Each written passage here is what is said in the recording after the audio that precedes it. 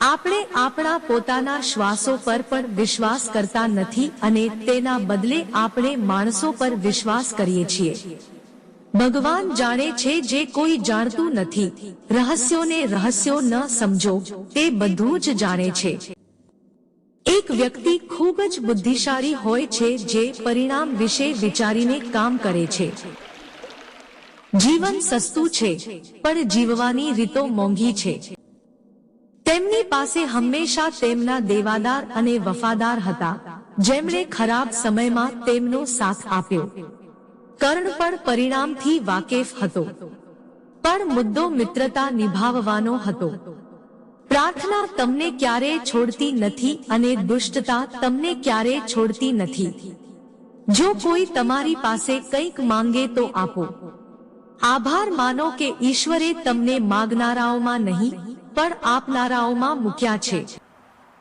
માતા શિક્ષિત હોય કે ન હોય, દુનિયાનું દુર્લભ અને મહત્વનું જ્ઞાન આપણને માતા પાસેથી જ મળે છે।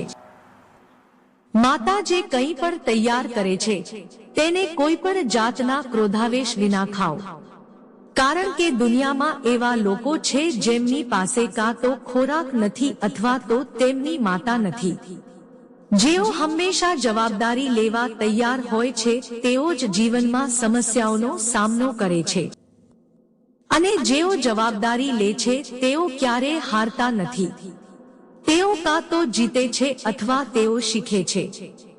જીવન ભરોસા પર નિર્ભર છે, નહીં તો કોણ કહી શકે કે ફરી મળીશું। મારી જિંદગીમાં આના જેવી ઘણી ઈચ્છાઓ નથી। બસ એટલું જ કે મારું આગલું પગલું પાછલા પગલા કરતા સારું હોવું જોઈએ। અલબત્ત જીવનમાં દરેક તકનો લાભ લો, પરંતુ કોઈના પર વિશ્વાસ ન કરો। દુનિયાનો સૌથી મોટો પાઠ એ છે કે નાની ઉંમરમાં જ થોડી ધીરજ શીખવી જોઈએ। સાંભળતા શીખો। દરેક જણ જાણે છે કે કેવી રીતે બોલવું। દરેકના હિસાબ છે, પણ કેટલાક જાણતા નથી, કેટલાક માનતા નથી। જો તે શરીરથી આત્મામાં જાય છે તો વાસ્તવિકતા પ્રેમ છે। જો તે આત્માથી આત્મામાં જાય છે તો તે પ્રેમ છે। જ્યારે કોઈ તમારા દિલનો દરવાજો ખખડાવે તો તરત જ તેને ખોલશો નહીં, કારણ કે કેટલાક લોકોને બાળકો જેવા રહેવાની આદત હોય છે। તેઓ ખટખટાવ્યા પછી ભાગી જાય છે। જિંદગીને કોઈ હાથ હોતા નથી, પણ ક્યારેક એ એવી રીતે થપ્પડ મારે છે કે જીવનભર યાદ રહી જાય। હંમેશા તમારા પ્રિયજનોને સમજવાનો પ્રયાસ કરો, તેમનો ન્યાય ન કરો। સુખ એ સવાર જેવું છે, તે પૂછવાથી નહીં પણ જાગવાથી મળે છે। સંબંધ મજબૂત હોવો જોઈએ, બળજબરીથી નહીં। હું તો તડતો લીમડો છું, મારા નામથી ગભરાટ થશે, વિદ્યાર્થીઓ જ ડરી જશે। અલબત્ત પાંદડાઓમાં કડવાશ હશે। મિત્ર એવી વ્યક્તિ છે જે તમારા ભૂતકાળને સમજે છે, તમારા ભવિષ્યમાં વિશ્વાસ રાખે છે અને તમને જેમ છો તેમ સ્વીકારે છે। જો તમે શાંતિ ઈચ્છતા હોવ તો પહેલા ઈચ્છાને શાંત કરો, કારણ કે ઈચ્છા દુષ્ટ છે। જો તે પૂરી ન થાય તો ક્રોધ વધે છે અને જો તે પૂર્ણ થાય તો લોભ વધે છે। સમય કહે છે કે હું ફરી નહીં આવીશ। હું પોતે નથી જાણતો કે હું તને હસાવીશ કે રડાવીશ। જો તારે જીવવું હોય તો આ ક્ષણમાં જીવો, કારણ કે કોઈ પણ સંજોગોમાં હું આ ક્ષણને ત્યાં સુધી રોકી શકીશ જ્યારે સાયકલ અને મોટરસાયકલ ચેન વગર ચાલી શકતા નથી, તો પછી આપણું જીવનનું વાહન ચેન વગર કેવી રીતે ચાલે? જે વ્યક્તિ શાંતિથી ઊંઘે છે તે સોનાની ચેન કરતા પણ વધુ સુખી છે।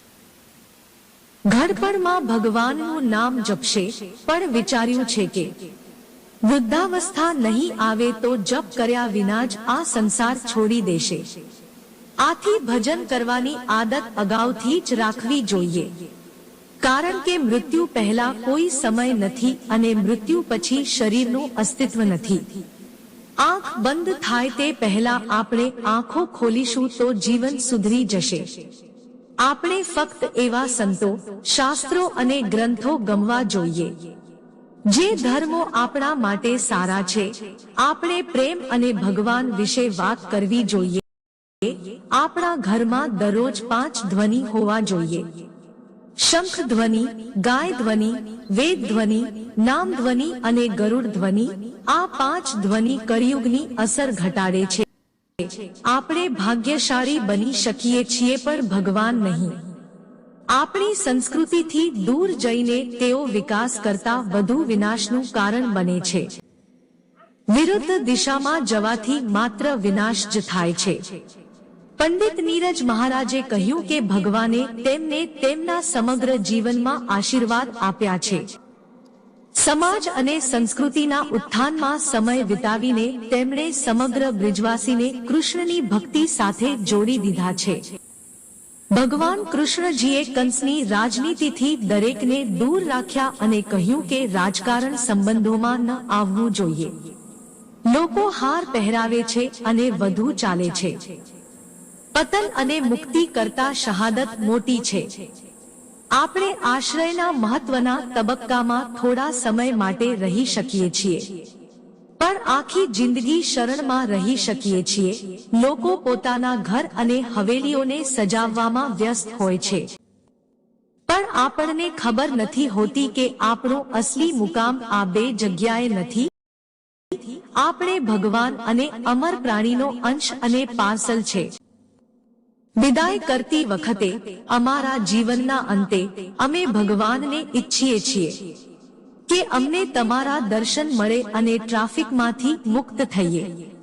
તો મિત્રો, ચેનલને લાઈક, શેર અને સબસ્ક્રાઇબ કરજો. તો પછીના વિડીયોમાં મળીશું. ત્યાં સુધી તમારું ધ્યાન રાખજો અને હંમેશા હસતા રહેજો.